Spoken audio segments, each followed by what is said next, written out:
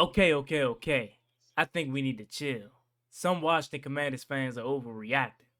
Let's talk about it. I feel blessed. What I want. Get back slow. I love the way she rockin' it. I love the way she move it, shake it on me. When she cry for him, the shawty is a winner. You can tell that shawty's no beginner. She's confident. I love the way she move it. Follow me on Twitch at ChewyIRL, as that's where I will be live streaming the games anytime the Washington Commanders play.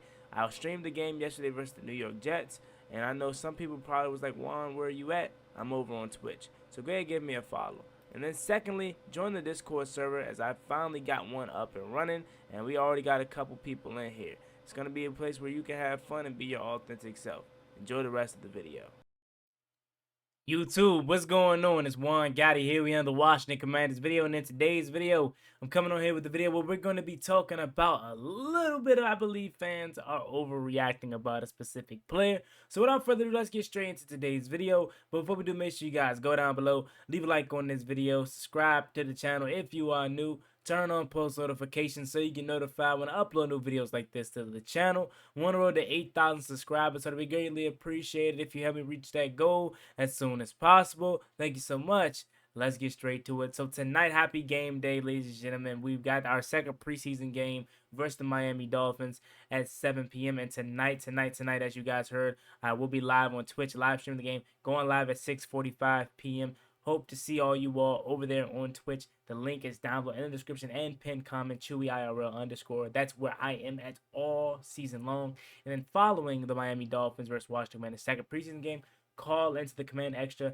post-game show. That number is on your screen, 240-303-2936. Alrighty, let's get straight to it. So, I'm not going to lie to you, okay? I did not expect this reaction from a lot of our fans, but I think we need to put an end to it. So a couple days ago, I made a video about how I felt like things were getting weird for Jahan Dotson. And that video blew up. I did not expect it to get as many views as it did. It blew up. And a lot of y'all agreed with me. Like, Jahan Dotson, we thought he was a part of this, the starters, and we didn't expect him to play as much as he did in the first preseason game. And I was a little bit thrown off by it. And like I said, a lot of y'all, were on the same page with me, and it kind of blew up. And then after that, you have Brian Mitchell and calling out Jahan Dotson, and then you have Dan Quinn saying that there's no specific wide receiver too. So a lot of fans started to go crazy, started to be like, oh man, maybe Jahan Dotson is yet another Ron Rivera failure.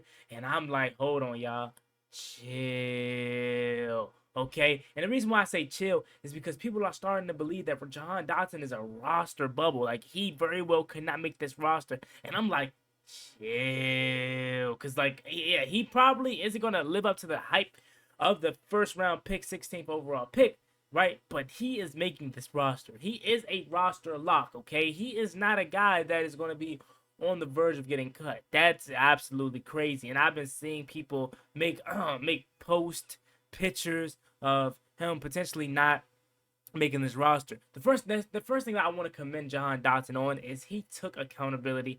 He recognized that he is not where he at. He had a post practice media session, and he said, "Yeah, I understand. I'm not where I want to be. I'm trying to get my confidence back." The first thing to fixing the problem is taking accountability and owning up to your actions. And he gets it. He understands that he's not where he wants to be. Secondly, it's working hard to get back to where he wants to be. And the thing I don't question about Jahan Dotson is his work ethic. What I think the thing about Jahan Dotson is getting his confidence back, getting him the ball over out in space, getting him some good plays where he can feel like he can do it again, right? I made the video yesterday or like a couple days ago where I said Eric Bieniemy ruined him. I genuinely think he is the guy that was most affected by Eric Bieniemy's presence, because last year, if you think about it, again, what receiver was basically neglected and abandoned the most? Jahan Dotson. Jahan was so out of it last year, you didn't even know he was there, right? And it's so bad because even our best wide receiver, Terry McLaurin, barely scratched and clawed, barely crossed the 1,000 mark for the fourth straight year. So offensively as a whole, he was just bad. But I think Jahan Dotson got the worst of it. And I think if we can find a way to get Jahan Dotson back to his old self, back to where he belongs, he's going to be fine. When you look back at that rookie tape of Jahan Dotson, where was most of his work from? Most of his work was out of the slot position. We need to find a way to just basically primarily put him out there as the slot. So it could be Terry, Alameda / Dayami, and Jahan in a slot. That's where he's mostly does his damage. What was Jahan Dotson's first touchdown in his career out of? The slot versus the Jaguars, back of the end zone. He needs to just get his confidence back and get back to doing what makes him happy and what helps him succeed. He's a route runner, okay? He's a underneath guy, an underneath runaway kind of guy. Remember that Giants game? Took a drag route all the way to the crib, did a spin move, made a guy miss, took it to the crib for a touchdown. Jahan has talent. So I am appalled that some guys out there are making roster bubble pictures and roster bubble accusations for Jahan Dotson. That's crazy. I ain't gonna lie to you. Like, I get it. He had a down year. Things aren't looking too well for him right now. But a roster bubble, nah. That's more so like Dax Milne. Even though we already released him, but I'm talking about like those kind of guys. Dax Milne, Bryson Tremaine, Kaz Allen.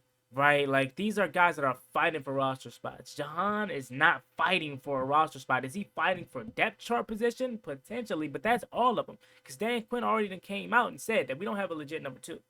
So now that I think about it, as I'm talking to you guys, me making my video on why I felt like things were gonna win for Jahan Dotson, Dan Quinn explaining that it's no legit wide receiver 2. It makes me worry, but it also helps me understand maybe that's why Jahan was in so long. But then again, it's also like, if that was the case, why didn't you keep Dayami in? Why didn't you keep Alameda Zacchaeus? And so I personally, honestly, think they think highlier, if that's even a word, more highly of Dayami Brown than Jahan. So that's why he was in there longer. But it's not to say that Jahan isn't going to get any action this year. It's not to say that he's trash. It's not to say that he's a roster bubble. They just personally prioritize Alameda Zacchaeus and Dayami Brown over Jahan Dotson. But again, I think what can help Jahan is getting back to his old self, getting back to where he was a slap machine, and hopefully Cliff Kingsbury can pick up quick screens, slants, zig routes, out routes, slants, just quick game with him, right? Your deep threat is Dayami Brown. What was the reason we drafted Dayami Brown? What was the biggest thing they said that him and Sam Howell did at UNC? Taking the top of the defense. So if you think about it, you got Terry McLaurin, who's your all-around receiver, can do it all. You got Dayami Brown, who's your deep threat receiver. You got Jahan, who's your route runner underneath receiver. You have Alameda Zacchaeus, who is fast, and kind of another Terry McLaurin of like, not talent-wise, not as good as Terry, but like he can do it all, including blocking.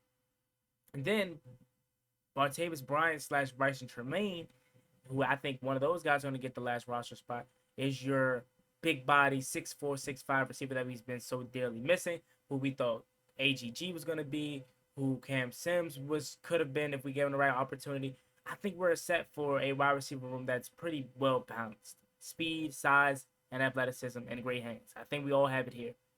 But nah, y'all. I think we need to chill. I think we need to chill on Jahan about roster bubble. Like, you can get on him for potentially not being as good as he should or we thought he could be, but as a roster bubble, not making it to the 50-man roster, that's crazy.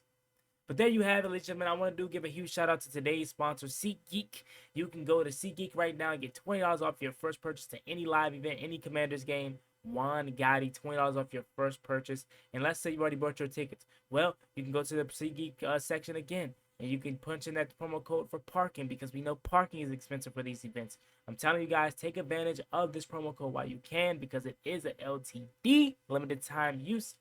Go ahead and do it while you can. And then secondly, catch me on Twitch tonight for the game. 6:45 when we go live.